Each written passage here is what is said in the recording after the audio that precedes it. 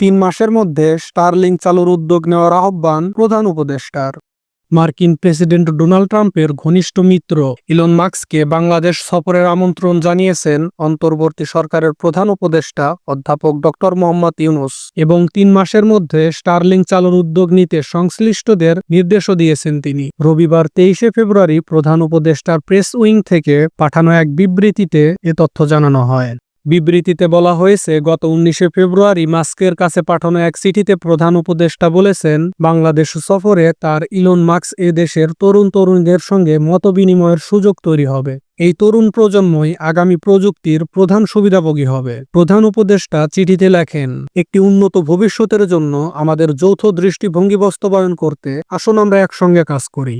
তিনি আরও লিখেছেন, বাংলাদেশের অবকাঠামো স্টারলিংকের যোগাযোগ স্থাপন করলে তা বিশেষ করে বাংলাদেশের উদ্যমী যুব সমাজ, গ্রামীণ সুবিধাবঞ্চিত নারী এবং প্রত্যন্ত ও অনগ্রসর জনপদের জন্য রূপান্তরমূলক প্রভাব ফেলবে।